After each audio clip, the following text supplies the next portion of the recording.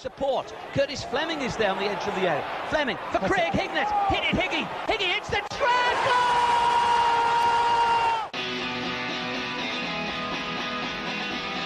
Avanelli coming alive again. Juninho wants the ball played to him. Avanelli spots out Emerson!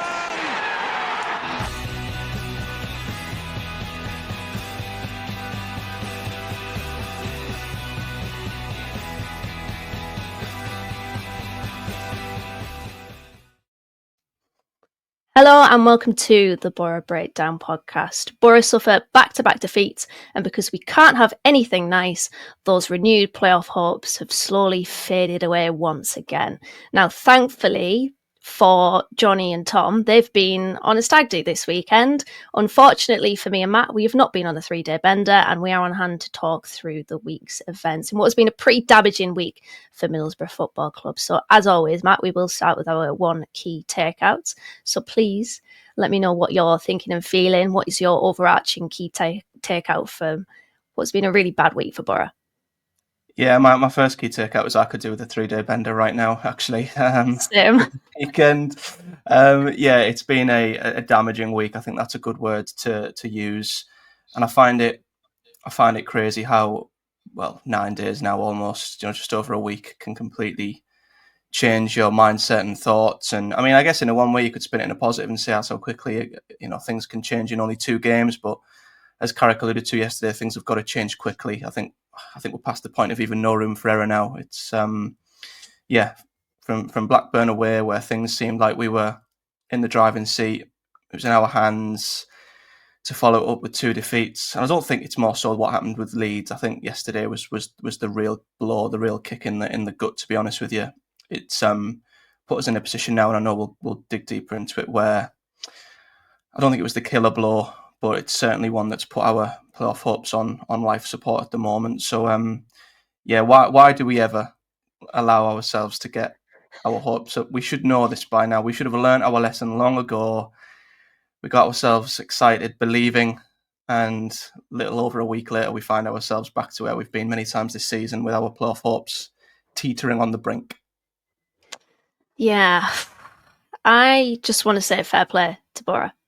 Fair play for disappointing yet again. And to be fair, this season has been full of that, full of disappointments, full of low moments. I'm thinking Sunderland doing the double over us, the way that we got beat by Derby, by Preston, capitulating in the second half against Watford, losing points, dropping points against Norwich, Plymouth, Sheffield Wednesday, the worst performance of the season against Swansea, and Saturday against Millwall, where it did creep into must-win territory, and as soon as the pressure's on, Boro just fold, and they don't find a way. I think recently, the likes of Bristol City, West Brom, well, not less so West Brom, but Bristol City, Coventry, they've found ways of winning games.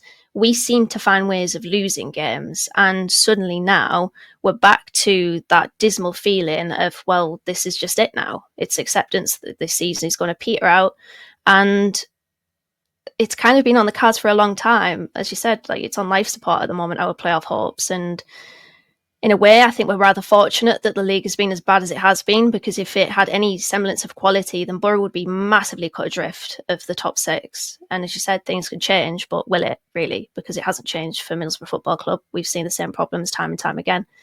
We're not putting ourselves ahead. We're finding ways to concede. Really poor avoidable errors as well. In-game management, poor. We can't build up any consistency throughout 90 minutes, never mind game-by-game basis. It's poor. And yeah, it does feel like this season is just fading out, really. And I think sooner or later we'll probably be put out of our misery. But 2 games this week. We will get into the first one of the 2, which was against Leeds. And an early Dan James goal gave Daniel Farke's side the 3 points that they need in their promotion push. Matt, what were your thoughts on the game on Tuesday night? Yeah, I found it a really difficult one to summarise, because on one hand, I thought we put out a really good account of ourselves against who I think are the best team in the league. And I think, especially second half, I thought we matched them. We caused them problems. The issue was we didn't start the game well enough. You've got to match Leeds' intensity from the get-go. And I think the first 10, 15 minutes, we were a little bit slow at the blocks, and they punished us And maybe we got a bit fortunate it didn't get uglier in the first 10 minutes, 15 minutes. But I thought we got a foothold in the game, and it was a similar issue to what we suffered in the second half against Blackburn and against Millwall yesterday. We just let ourselves down massively in the final third in that second half. I don't know if Leeds were just comfortable defending and their game plan was to hit us on the break as they did, but I thought we let ourselves down massively by our, by poor decision making, just a lack of quality in the final third. But then, on the other hand, we should have lost the game 3-0. That's where I really struggle with this game, because the reality is they had 2 goals that were disallowed that if the shoe was on the other foot and if it was happening to my team, I'd be furious with that. I know they still won the game, and had they hadn't, I mean, with what they're fighting for and what's at stake, it would have been an unbelievable injustice, let's be honest. So it's a tough one. It depends which angle you come at it from. Could Boro have got something from the game if we were better? Yes, and it would have been a great point, absolutely, and we did play well second half. But in reality, we should have been beaten 3-0, really. So a tough one. I took positives out of it. I took it from face value at what it was. I thought we can take a lot from that game and build on it, hoping we would, which we didn't. So it's a tough one. Yeah, I don't know if maybe our blushes were spared by bad officiating, or maybe we were good. It's a tough one to judge, really. Yeah, I think one of our listeners, Simon Banu, actually summed it up pretty perfectly during the game. He said Boro simultaneously quite unlucky to be losing and lucky not to be 2-0 down. Obviously, that was before the third offside goal, which was Bamford's, right, wasn't it? As soon as he came on, I was like, oh, for God's sake, here we go. But yeah, that game, the officials gave us plenty of opportunity to get back into that game based on those decisions. It was horrendous officiating, and you're quite right to say that if that was us, we would be furious with that, like livid. But I thought Boro were pretty good in this game, actually. Once we got a hold on it, we were pretty decent, and we kind of pinned Leeds to a point where they were shaking under pressure. And it probably wasn't just because of Boro's performance, but also obviously the pressure of Leeds, the whole narrative of them falling apart. But I genuinely think that we were good, and we created openings. We don't really maximise our openings to create chances oftentimes. But there was a point where Tanaka tried to play it into the channels, and there was absolutely nobody there for Leeds to counter on us. They had all their men behind the ball, and it was easy for Rav van den Berg to sweep up and recycle possession for Boro. So I think that was symbolic of the performance and probably the pressure that Leeds were under. And on another day, honestly, we could have scored in that game. We should have scored in that game. You had the Iheanacho chance in the first half, which was a conversion if we're playing rugby, but we're not. And that's not the first time that Iheanacho has done that. It's really poor from him. It's a difficult cross to take in from Iheanacho Jr. because it is bobbling up, down, up, down, up, down. But he's got plenty of time to see that and to adjust to the flight of the ball and the movement of the ball. He just doesn't. And then Azaz is the second big chance of the game, where he receives the ball in plenty of space. His touch takes him a little bit too far right, I think. And then, I mean, there's a rush of Leeds players coming inside to try to block the inevitable shot. They don't even need to do that in the end because he blazes it high and wide. Our composure in that game was horrific. It was really, really poor. And I think we've kind of seen a shift recently. And I do want to say, I do acknowledge that we've conceded in both of the last 2 games, so the games that we're focusing on this week. But I actually think Boro have been, of late, better defensively and worse going forward. We can't find a balance, and that's a big, big problem in that game.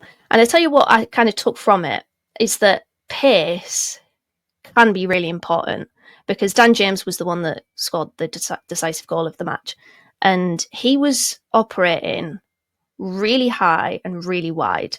He was stretching the game on that right-hand side. And I saw it because he was on my side on the east stand in the first half. And as Solomon puts the ball into the box, I said to my dad, we've got to watch out for Dan James here because he is lightning quick.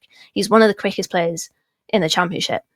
And he can make up those yards easy, no problem, because of his acceleration and his sprint speed. And he does that, and he manages to bundle the ball home. But I can't help but kind of turn the mirror onto Boro. What if we had that pace? Because right now we don't. Our fullbacks are not pacey, Dijksteel and Iheanacho Jr., they're not. Our wide players are not pacey, Azaz isn't, Bergzorg isn't really, Whitaker isn't. The only quickness that we have in the team is Ben Doak. and he's injured. Like, Conway's kind of quick off the mark, but I don't think he's necessarily fast, like in terms of his sprinting speed. I don't think it's always a necessity in a team, because I'd much rather have quick thinkers rather than players that are quick with their feet. But I do think it could be something that just adds a little bit of dynamism to Boro. If we do want to counter on teams and switch it up a little bit, you've got the players to do that with pace. We don't have pace. So I'm looking towards, in the summer, can we maybe add a little bit of that in this team? Because right now, I do think that it's missing. Matt, I thought personally that Iheanacho Jr. was pretty bright going forwards, and I think he was Boro's outlet in that first half. I'm going to ask you a question that Johnny asked me a couple of podcasts ago. Would you like to see him back at Boro next season? I think I would, yeah. I think he's probably come the closest to replacing the Ryan Giles-esque left-back that Michael Carrick seemingly wants in his team. We've been through a conveyor belt of left-backs in that position that haven't quite been able to offer what we've needed, both offensively and defensively. And although I wouldn't say Iheanacho Jr. is the best defensive left-back, I think he's done a more than good enough job. I thought he did a decent job in the Leeds game, to be honest. So I think in terms of a balance, I think he gives us a good balance going both ways. And listen, if we want a left back who's going to be the best defensively and defensively, they're probably not going to be playing in the Championship. So at our level, I think we need to accept that there will be a few shortcomings one way or the other. So maybe he is probably one of the best players we could get in that position. So I would be absolutely up for him coming back next season if we can make that work. I think the quality of crossing that he has is absolutely outstanding. I think that is top Championship level. Some of the balls he was putting in at the box against Leeds were absolutely tremendous. There were a couple that caused them real problems. There was one at the very end of the game which Sam Byron had to head behind, and you just wish there was a Boro player there to nod it in, because that ball was absolutely outstanding. It caused just chaos in their defence. So I think he does give us what we've wanted, what we've looked for a long time when we went through Engel. Borges in that position. Obviously, Giles has come back and not hit the ground running. So I would. I think that's one of the very few positions going into next season where we maybe have a clear option that we can look towards. And I'm hoping with our track record of improving players, maybe that good relationship with Aston Villa, we can make that work. Maybe it also depends on if Michael Carrick's even here next season. If a new manager comes in and wants to do something different, maybe Iheanacho Jr. won't fit into them plans. So it depends how up in the air everything is, depending on the outcome, I guess. But if things stay as they are going into next season with the same manager who wants to do the same things, I think Iheanacho Jr. fits into them plans on the left-hand side pretty well. Yeah, he has been quietly in pretty decent form, I'd say, Iheanacho Jr., and looking towards next season. If we are going to still operate how we do on the left-hand side, with our left-back being a playmaker and being somebody that could get those balls into the box, as you mentioned, then I would be interested in that. I still want to see more from him, but I am intrigued, and I think looking at the team right now, I'm pretty happy with what I've seen from Iheanacho Jr. recently. So it's something that I think Boro should probably look at in the summer. But Matt, reflecting on Tuesday night's game and the kind of post-match feeling after it, did you still feel hopeful about Boro's playoff aspirations despite that setback? Yeah, I did, stupidly. I let myself come out of that feeling pretty positive still.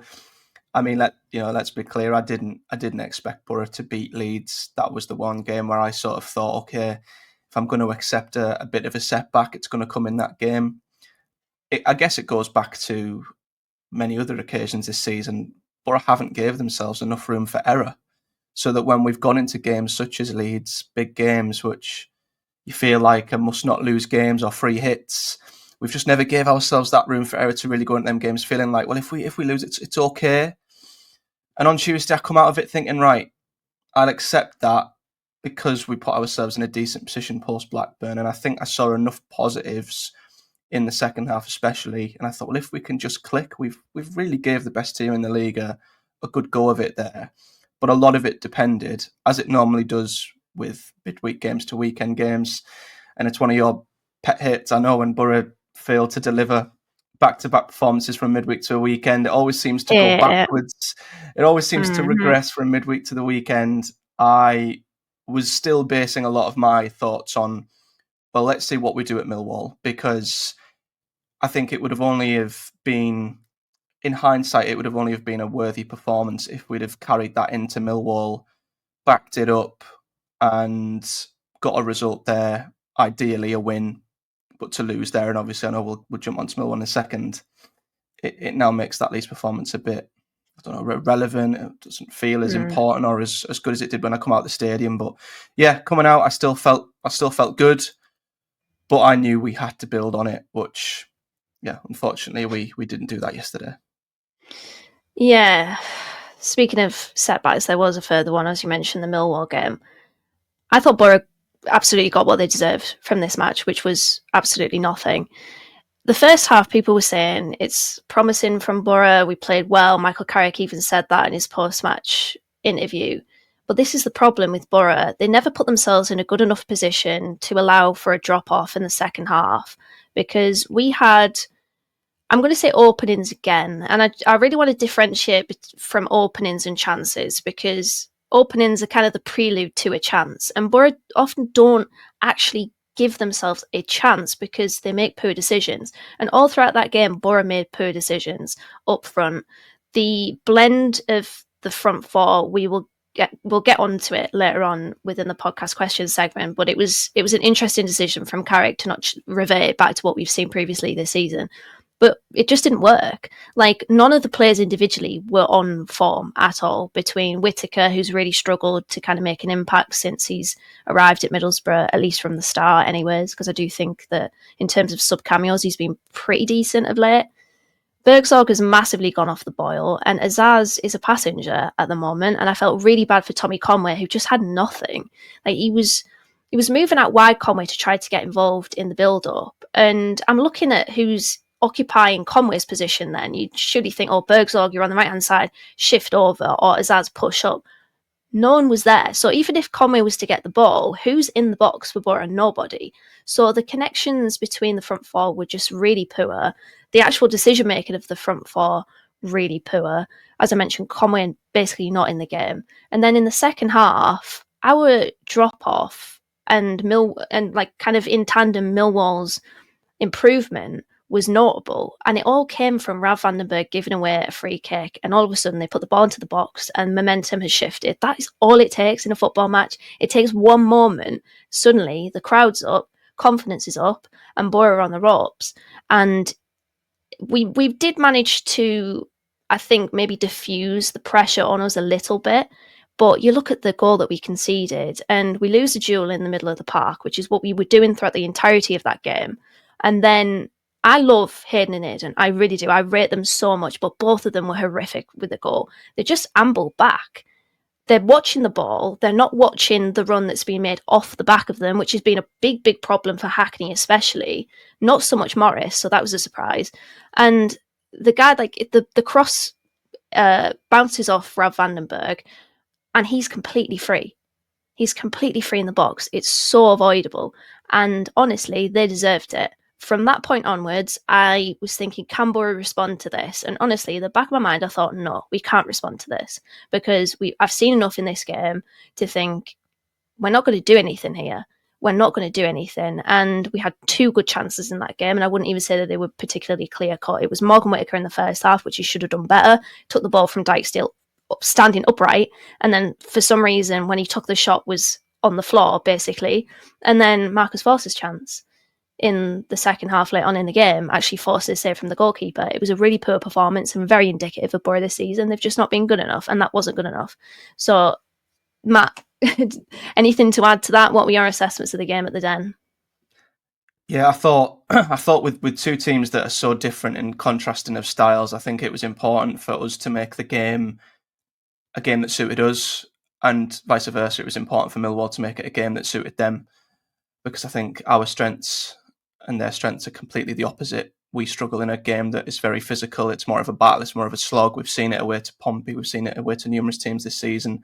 Luton, when it gets into a real physical battle, Boro struggle. And when we're knocked out of our sync, when we're knocked out of our rhythm, we struggle to create anything. It nullifies us massively. And what I will say, if I was to give a positive, it was that I felt we wrestled control of the game in the first half away from Millwall. But again, like Blackburn, like Leeds, we had control of the game, but we didn't really make it count. We didn't create anything all that clear-cut, barring Whittaker's chance, which was a big one. And I think that the failure of Boro's first half was that we just didn't make our dominance territory count. We didn't do enough to take advantage of Millwall while we had them where we wanted them. And then second half, we were outthought on the touchline. I thought Alex Neil made some good changes at half-time. I think he made 4 changes before they even scored. He changed it to a 4-4-2, caused our defence a wide variety of problems. And again, like a lot of times this season, we were more reactive to proactive. We didn't make any changes until after we'd went behind.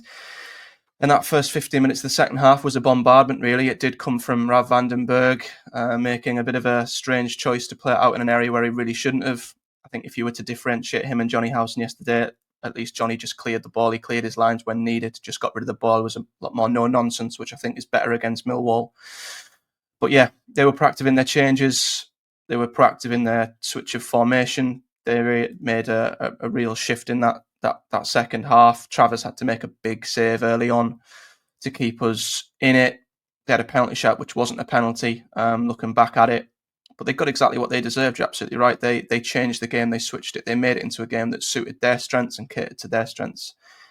And they've got a really good defence. They're up there with one of the best defensive sides in the league. I think they're a playoff team near enough with some of their defensive numbers. So once Boro went 1-0 down, I didn't think we'd get... Well, we certainly wouldn't turn around to win the game. I felt we'd be a little fortunate to maybe take anything away from the game. But that first goal was massive. And as you say, yeah, they thoroughly deserved it. And there wasn't really much reaction from Boro. We made like-for-like changes after that. Didn't really do all that much to trouble Millwall. Didn't really make much of a difference. It didn't stretch them in any way. We've seen it many times. Didn't switch things up all that much. Like-for-like changes, you go, okay, yeah, he's took 2 players off that weren't having a great game, but I wouldn't say it made much of a difference. And the game petered out. I wouldn't say Boro really reacted all that much until the forced chance at the very end. So, yeah, outfought on the pitch, outthought on the touchline, and it is very indicative of Boro's season when playing up against a side such as this. And yeah, it was a bit of a 6-pointer, wasn't it? We would have eliminated them out of the playoff race had we beat them. As it happens, they've now joined on points with us. So yeah, it was a really poor second half, and more of what we've seen this season, and they got what they deserved. Yeah, I feel sorry for the Boro fans that were there. 3,000 of them, a brilliant away following at the Den, and look at what they had to watch in that match. I mean, it was bad enough us watching it on the stream, but then being there, making that journey. I know there's a lot of Boro fans based in London, but still, like, felt so sorry for them. But that's not, like, it's not new. It's something that we've seen just so many times this season. You mentioned another thing there, Millwall being a really good defensive side, Boro struggling to break them down or to find those real clear-cut opportunities. It's just poor. And speaking of poor, Michael Carrick did take a very poor performing player out of the team for this game in Iheanacho. There was a lot of talk prior to this match about his performances and his place in the starting 11, particularly after his showing against Leeds. Morgan Whittaker came in for him. Matt, how do you think Whittaker fared against Millwall? Yeah, it was disappointing. It was the exact change I would have made, 100%. It was the perfect lineup. It was the perfect 11 players, at least. And I know there's a podcast question that we'll jump onto later that is more around the front four. But I looked at that 11 and I thought, great, Whittaker's warranted that chance. His sub-appearances have been good, and it's time that he's given another opportunity. But unfortunately, he didn't take it. For all that, you know, as Ian Sneeze has been disappointing for the most part, you can't argue that his backup's been all that great either. If his backup is to be Morgan Whittaker, again, the movement of positions is weird there that we don't have Azaz playing in that 10. We'll get to that. But yeah, if his replacement isn't living up to it either, we've got some really poor options in that position currently. And unfortunately, yeah, Morgan Whittaker didn't have a good performance yesterday. Obviously, as you say, he fluffed that big opportunity. I don't know if he is just needing that goal to maybe kickstart a little bit of a confidence run. I don't know, but he's come close on a number of occasions. I know he would have probably scored the other week if it wasn't for Azaz blocking his shot. Can't remember what game that was now. Yeah. Was it the home game against... Was it Oxford? Or was it a different game? Yeah, I think it was Oxford, yeah. Yeah, so maybe, yeah, he just needs that goal to really kickstart his Boro career. But it was a big opportunity for him yesterday to nail down a place in the team. And although I'm not going to judge him fully yet, because I do think he is more of a long-term signing that I'm hoping will come good next season, I would have still liked to have seen more of him or more from him up until this point since he signed. And it was just disappointing yesterday when I felt like it was the perfect chance for him to come in and make a claim. He was disappointing. He was poor on the ball, like a lot of Boro's attacking players, pretty ineffective off the ball, pretty ineffective defensively. And yeah, who knows what we do in that position now if Carrick doesn't change the makeup of that front four? Do we just have to choose between Iheanacho and Whittaker? Because at the minute, neither option really inspires me. Yeah, just shows how bad our January window was, wasn't it? When you want in, particularly in a playoff push, players to make an instant impact, we are currently hosting passengers at the moment, and that's obviously not good. It's not a good recipe towards getting into the top six, even in a pretty poor fight for fifth and sixth. I've just got some thoughts on Iheanacho being dropped, because I know there was a big clamour for him to have been dropped throughout the winning run that we were on. I do think Carrick was right to keep him in the team and to keep him in the team for the Leeds game, because as I mentioned on a previous pod, it's about output now. It's about consistency, and can you allow your players to get into a good bout of form? And of course, Kelechi Iheanacho has had a lot of opportunities to do that, but because of his 2 assists against Blackburn and then the goal that he scored as well the game after, I think, or was it before? I can't remember the timelines completely to pot. I think I'm pissed, to be honest. Never mind Johnny and Tom. But, you know, I wanted him to get into a good bout of form off the back of goal contributions. And so I'm not surprised that Carrick retained him in the starting 11 for the Leeds game. But my God, he was awful. He was so bad in that game. I thought it was cringeworthy when he got taken off and there was ironic cheers. But actually, it was more cringeworthy watching him attempt to play football. Like, he has been a complete disaster of a signing. And you know what? The worst thing is, it's not a surprise. Like, people will say, don't write off a player before they've kicked a ball for your football club. And that's completely reasonable.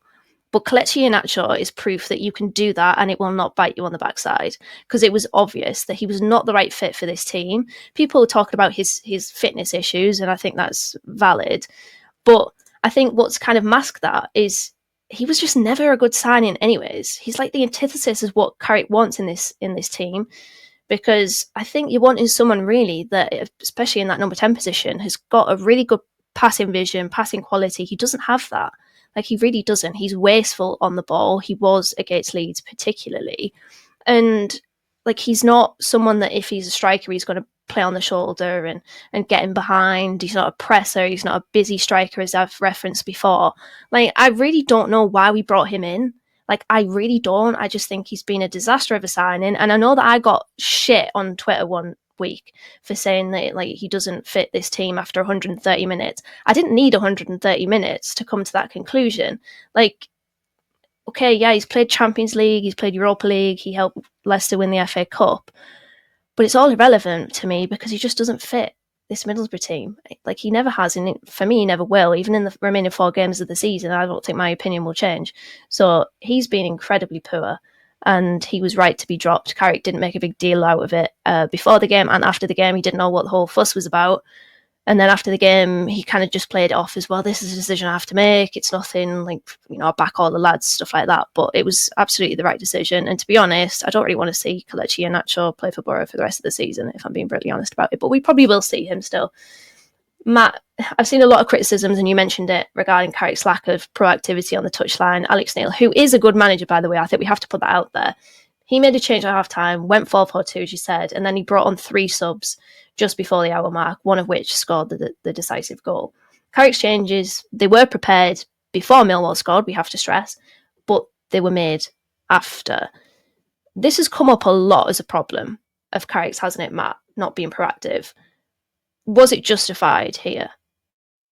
Yeah, I think so. As I say, it's happened many times this season, and Alex Neil clearly recognised at half-time that the game wasn't the sort of football match that would have suited the strengths of his players. I don't begrudge Carrick for not changing anything up until half-time, because I felt as if the game was suiting us more up until that point. It was just we were letting ourselves down in the final third once again. But that first 15 minutes of the second half, alarm bells were ringing all over the place because they shifted formation and we were clearly on the ropes. They'd made changes, and Carrick, I would have liked him to have recognised that. I don't know if he was just hoping that it was a spell or a wave that we would have gotten through and we would have maybe wrestled back control of the game. So it's one of them in hindsight. Yeah, it's easy to say, I guess, but the first 15 minutes of that second half, we were absolutely, as I say, on the ropes and we're on the brink of conceding. We're lucky we didn't concede earlier. I think it's always just quite ironic that the changes come straight after we've conceded. I think that's happened a lot of times this season. So whether people believe it was on Carrick or a big part of being reactive was on Carrick again yesterday, it's been a running theme throughout the season and it's happened too often for it to not be a problem. And the sad reality, I guess, is some of these top championship managers, or is Alex Neil a top championship manager? I don't know, but maybe the more experienced, tactically savvy championship managers are able to just recognise things and make changes that little bit earlier. They take risks at half time. They take risks within 5 or 10 minutes of the second half if things haven't really changed. We always seem to leave it that little bit longer and allow the game to peter that little bit further out of our grasp. So, yeah, I think yesterday was maybe it was more of a case of Alex Neil being more proactive, but he certainly duped Carrick in the tactical department because his changes made a massive, massive difference. And as I say, we didn't have an answer. Even the changes we did make, it didn't switch things up all that much. They were like for like, and Millwall were just able to go, okay, they've changed personnel. We'll just keep doing what we're doing. And whereas Boro didn't improve at all, even after them changes were made. Yeah, Alex Neil smelled blood, didn't he? And that's why he put those extra 3 players on. We're just going to go back to Iheanacho because you did have a point on him and I was yapping too much, so I just moved on. But you had something to say about Iheanacho, Matt, or Ian Sneeze. Yeah, go for it. Go ahead. Yeah, all it was that I'm completely baffled by that signing as well. Absolutely baffled by it. And I think it's got to be an absolute panic buy. That, you know, what I find crazy that we should have known from the summer, really, that the likelihood of Latilath moving on in January was high, or at least we'd be tested massively. And I know it dragged its feet, and I don't know if a lot of it was depending on when the MLS transfer window opened up or whatever. But I cannot fathom as to how or why the only or the best alternative was Iheanacho. I remember seeing rumours that we were offered Adam Armstrong and we didn't take it, and that was down to finances.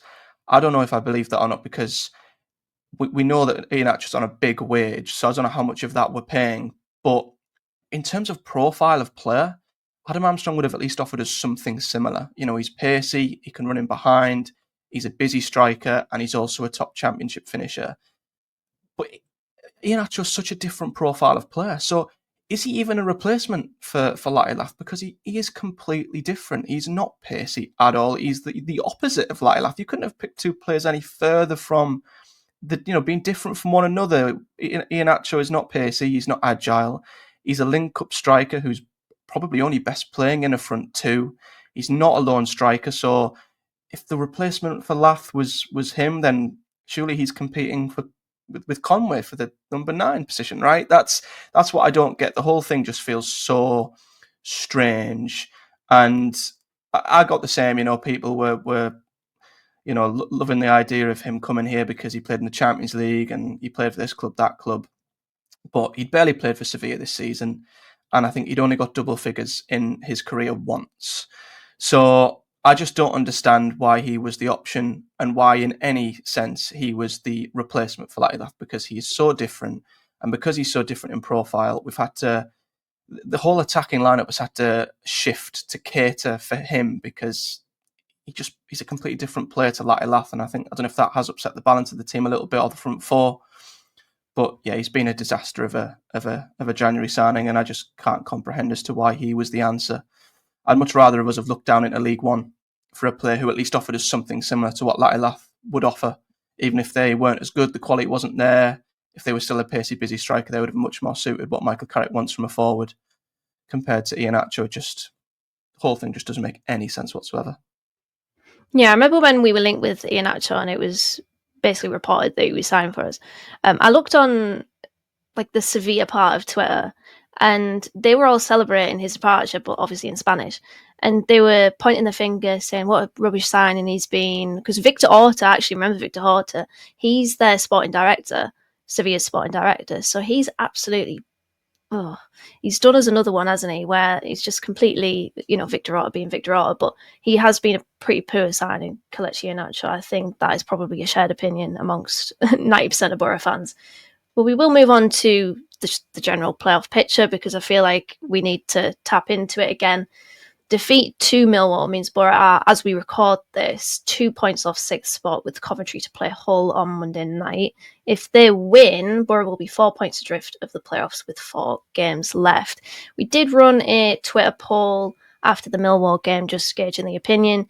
It was, do you think Boro's playoff hopes are gone now after that defeat at the Den? 79.5% of people said yes. 20.5% of people said no. 770 votes. Those were the final results. We did actually also ask what the opinion was prior to, I think it was after the Leeds game or prior to the Leeds game on gut feeling. I think it was after the Leeds game, actually, will Boro finish in the playoffs? And in that poll, 69.6% of people said Boro will not finish in the playoffs.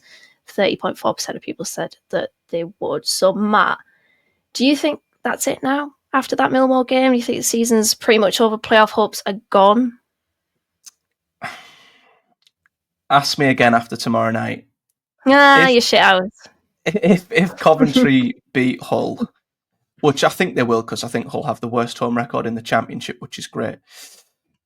I think I do think it's extremely unlikely Boro overturn a 4-point deficit to Bristol City and a 5-point deficit to Coventry. At the moment, the only way I can play devil's advocate is if I asked a Millwall fan or a West Brom fan right now, who are on the same level of points as us and are the same gap off the playoffs as we are, if we were to ask a Baggy or a Lion, that might be what they're called, if we were to ask them if they think their season's dead, they'd say no. The reason why they'd say no is because they're off the back of, I think Millwall have won 3 in a row, West Brom have got back to winning ways.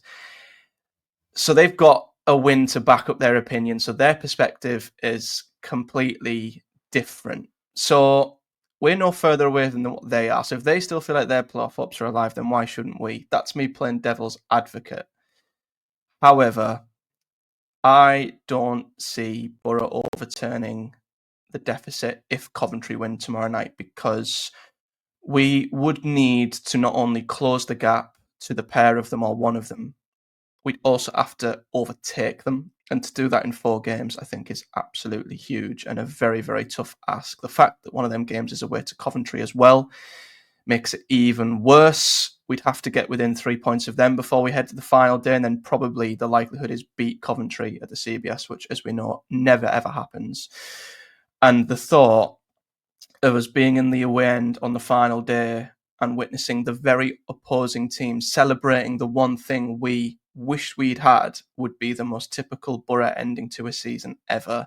And the fact it would be Coventry would also be the most typical Boro thing ever. So I honestly feel like, again, it is very dependent on tomorrow night's result, because if Coventry are within 2 points and it stays within 2 points, we go into that final day knowing that if we beat them, we're in.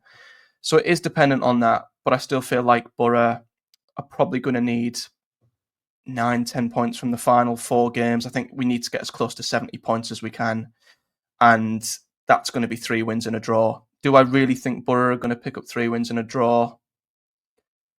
Going off my gut, I'm going to say no. So I'm not going to say it's over. I'm not going to say it's dead, but I'm going to say that our playoff hopes are on life support now, and they are looking extremely unlikely. It's really hard to say they're not. Yeah, I think it's all but done. I really, really don't think Hull are going to do us a favour. But we're in this territory now, aren't we, where we're wanting other teams to do us a favour because we haven't got our own result in the bag. And that's so frustrating. As I mentioned in the Millwall section of the podcast, like, this was a big game for us. And as soon as the pressure is etched up just slightly, it's like Boro just don't live up to it. And we're brittle, we're soft-centered. It's been so many times this season that we can say these words. And there's no room for error now. We cannot drop points in the remaining 4 games of the season. But because we've seen it a lot this season, we probably will drop points in the final 4 games of the season. And that brings us on to those last 4 games. We've got Plymouth up next on Good Friday. Easter Monday, we got Sheffield Wednesday. Then there's Norwich at home. And of course, you mentioned that the final game at the CBS against Coventry. So, Matt, how many points are we getting from those 4 games? I think we'll win both of our home games. I know Plymouth are a little bit revitalised at the moment and they are fighting for their lives, which, regardless of them being bottom of the league, does make them a dangerous opposition, a real banana skin. And off the back of beating Sheffield United, they're going to come up here buoyed with confidence. And we have struggled to beat Plymouth both home and away in recent years. So that's nowhere near as much of a gimme as we think. And I do believe Sheffield Wednesday's home form's pretty dire. So the next 3 still line up for me as very winnable games. But I can't look past that final day at Coventry and the fact that we've left ourselves in a position where we're likely going to have to win that game. So I'd like to say the most optimistic part of me will say 9 points, but I just can't see it. I think we'll probably draw in one of the next 3.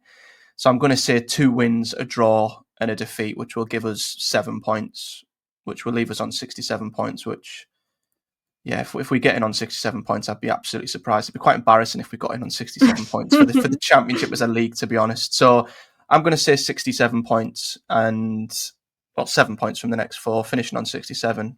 And I think that'll have us finishing in the position where I think we've been hurdling towards for a lot of the season. The typical Boro Neely team, and we'll finish in 7th or 8th once again. Yeah, I actually do think that Plymouth will get a result from us on Good Friday. There's something about our Easter fixtures. It's probably a season that we've had recently that's like an association that my mind just goes to, where Boro have flopped within those 2 games when the pressure's kind of been on, and I can't let that go in my head. It's probably, honestly, when we had Joe Lumley in goal. That's kind of what my mind's going towards. But I think Plymouth will get a result against us. I think they'll draw, so we'll get a point from that one. Sheffield Wednesday, for some reason, I'm thinking that we'll lose, but I'm going to change that to a draw. So 2 points from them, and then I think we will beat Norwich at home, but then I think we'll lose against Coventry. So 5 points for me. That's so bad, but it's kind of just the flavour of what I think Boro are like. As I said, there's no room for error the remaining 4 games of the season, but I think there will be error in the remaining 4 games of the season. So however many points I think we'll get, I don't think it'll be good enough. Even if I was to don my optimistic hat, I just don't think that we're going to get into the playoffs, which is a shame because for a long time of this season, I thought that we would. I didn't think we'd do anything in them. I didn't think we'd get promoted, but I did think that we would get into the top 6. And over the last few months, that's definitely changed. And even despite that glimmer of hope last week, now we've reverted back to, we'll probably be beneath the playoff line rather than above it. So that's just very, very frustrating. And it has been a very frustrating season. We are going to move on to podcast questions now. But before we do that, if you are enjoying this podcast, if you're listening on YouTube, please give us a like and a comment. Let us know, give us your feedback on social media as well. So yes, let's move into podcast questions.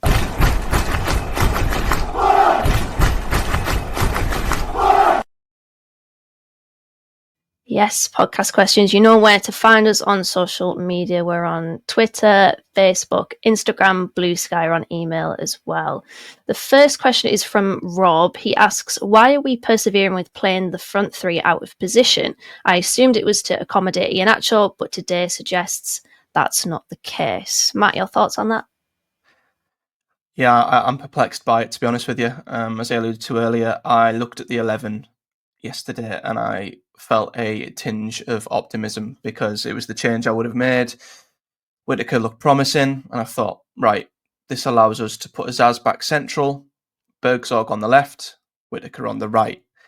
I think it's clear to most. I think Azaz is better centrally, albeit I do feel like there is an argument to Azaz's contributions in bigger games against tougher opposition, and there is an argument to Azaz that when he isn't on it, he is another passenger in this team who, we may as well be playing with 10 men essentially. But having him back in the middle, I thought would be better. Bergzorg, I think his form, to be fair, no matter where you play him, has just gone absolutely off the rails, to be fair. But if we were to play him anywhere, it would be on the left. I just think he just looks awkward on the right-hand side. I don't think it suits him at all.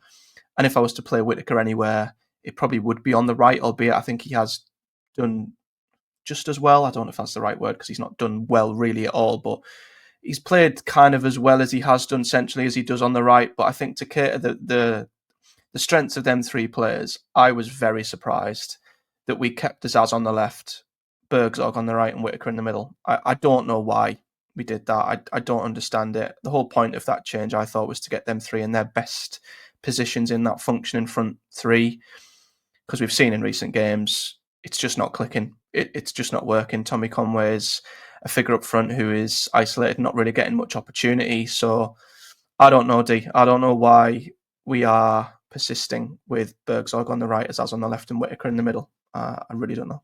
It's definitely the influence of them has waned in recent games. But in truth, to be brutally honest, even if they were to be playing in their natural positions, I think that our front three behind Conway are underperforming to a degree where I don't even think it would make a difference.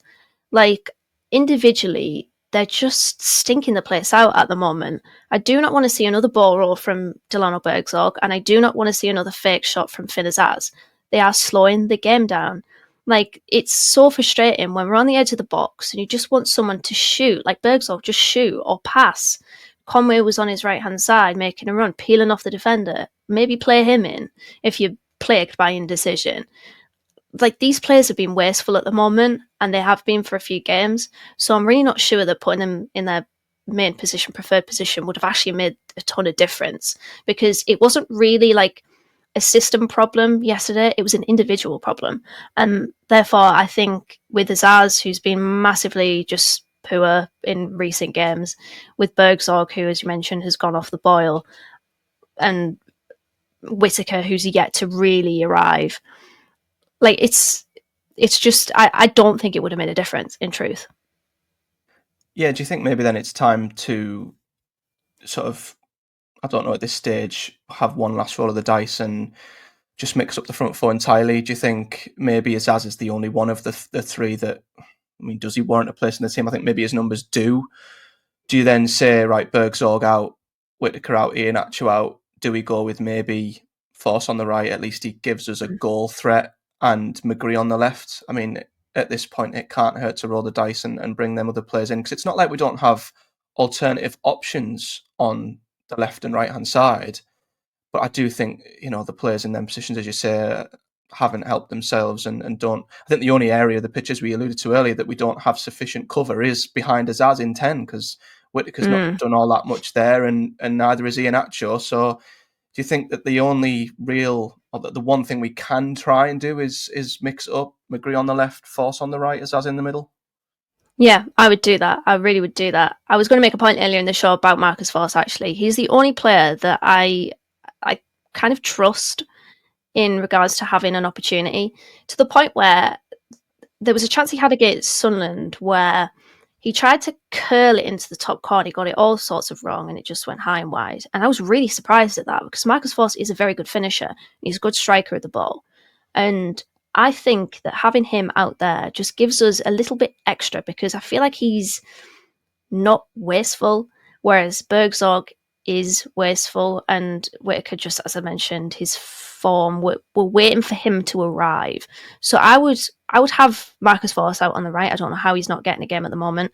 And then McGree, he's fit now, play him. I always think, even though he's had a rough patch with his injuries, Riley McGree, and he's been out of the team for a long time, I can't allow that to stop me thinking that he's a very, very good player, and one of Boro's best, actually, when he's on song. And I think he's very influential.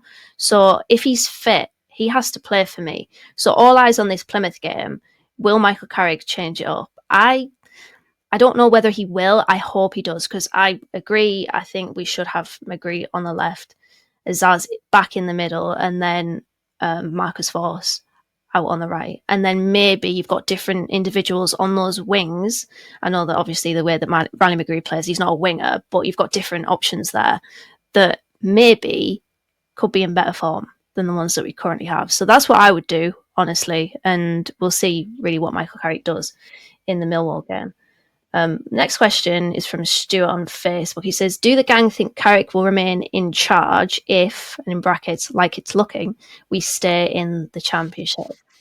Honestly, my thoughts on this, and this is very emotional. I don't know why it matters, because I think Boro are a Neely team. They are haunted by mediocrity and underperformance. They're plagued by it, in fact. So will it make a difference? I don't know if it will. If I'm thinking Steve Gibson probably won't be happy, honestly, with Boro's performances. I would assume anyway. Like, he's a football man and he's a Boro fan, and he will obviously see Boro's performances not being at a particularly great level throughout the whole of the season. Do I think he'll remain in charge if we stay in the Championship? Hand on heart, I do think he will, but in terms of if that's the right decision or not, I'm really not sure. Matt, what's your thoughts on that one? Yeah, I've always maintained the opinion, and as this was at the start of the season, this was mid-season, this was before we went and lost 6 games in a row, I've always maintained the opinion that if this team does not make the top 6, I know failure is a strong word, but we would have failed in our goals. And again, taking a step back, we are fortunate to still be in with a shout. In most seasons, this team would be, at this stage, dead and buried in mid-table, and it would look a hell of a lot worse than it probably does. So I think the fact that the playoff hopes have remained alive this long has probably helped. But taking a real step back with the team we've got, I say that, I mean, January was so bad. We've regressed so much with the signings. Maybe it isn't with the team we've got. I think for me, it's a collective. I think the players have done some stupid things on the pitch to cost us results. Carrick has also mismanaged numerous games that are on him. We've also been let down massively in January. So he is not solely to blame, but he is partly to blame. I think it's just been a collective screw up, to be honest, because there's no way that I think this season should be ending with Boro mid 60 points and not in the playoffs in a league that has been as poor as this. So my gut tells me, even though I think if there is a better alternative, why not go for it?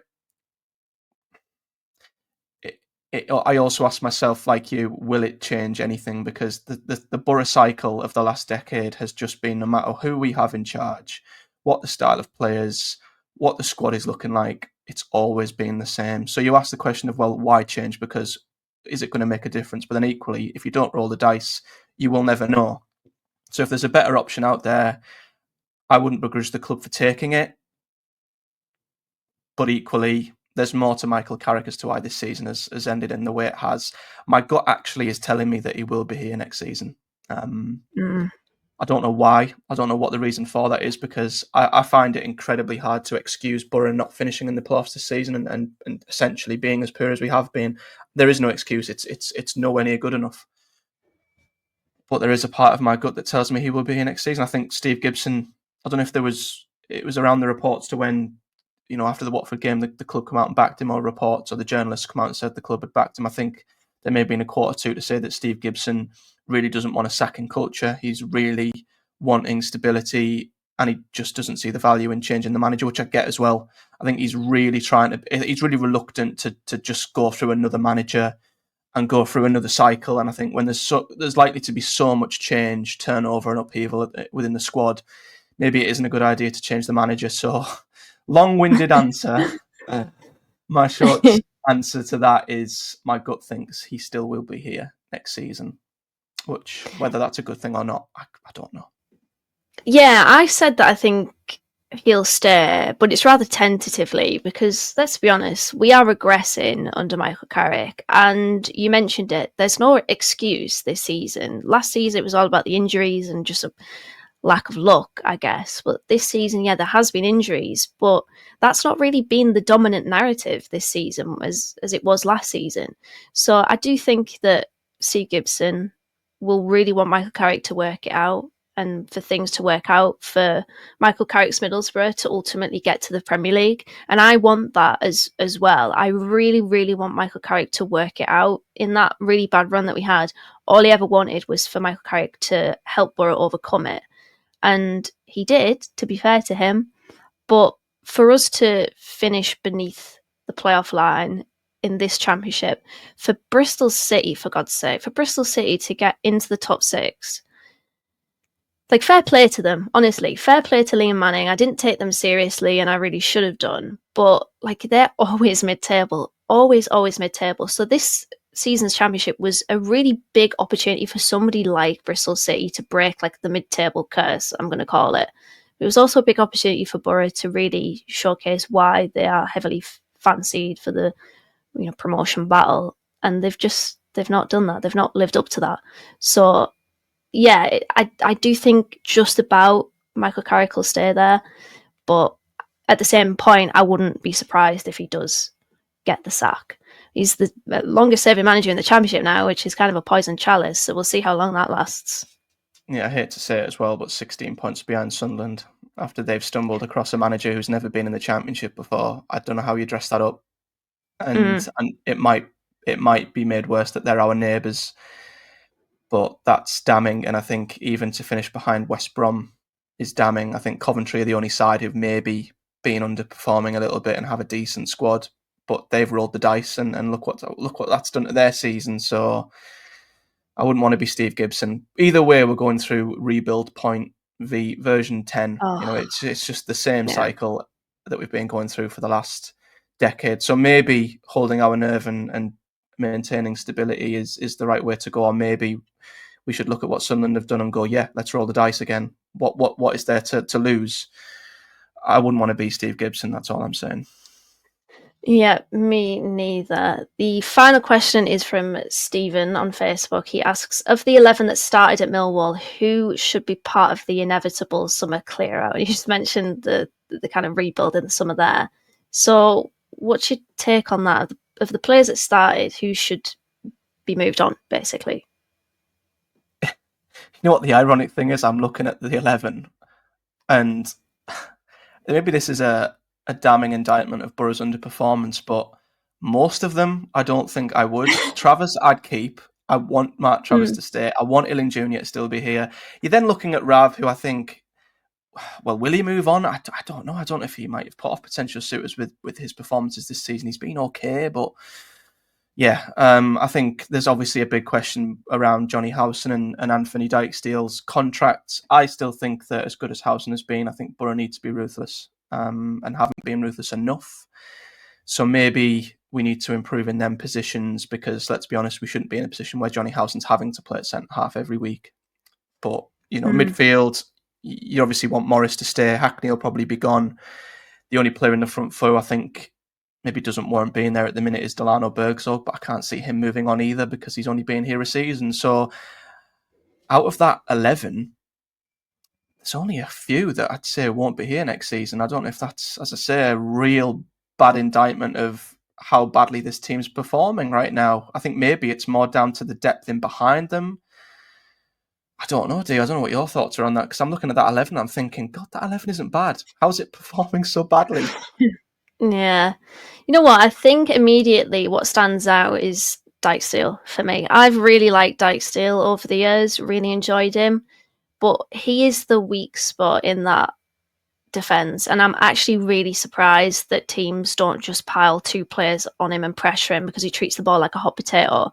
He's so insecure in possession and I think he shits himself, to be honest. And I feel simultaneously I shit myself when he has the ball because I just don't think his performances have he's had a resurgence this season and that's been great, but I don't think we should keep Dijksteel. I was really surprised actually because there's a big discussion around players out of contract. Lots of people just looking online and stuff saying that Dijksteel should be signed up for another contract. I'm like, no, he shouldn't. He really shouldn't. We should move him on. He's had a good time here all in all, but move him on, bring in somebody better. And then Bergzorg is another one that stands out. He shouldn't be a starter for us. He should be a squad player. I think he's a good option to have off the bench, a little bit of hustle and bustle. I do like how he can pin a defender, spin beyond them and try to get past them that way. I do like that from him. He's probably the one that actually, despite not being a target man per se, has target man type qualities because of his physique, his physicality, but he shouldn't be starting for us. And yeah, Howson has actually been really good, I think, of late. Really good, really composed at the centre of defence, playing out of position, but we shouldn't have to rely on Johnny Howson. Obviously, we've had injury issues.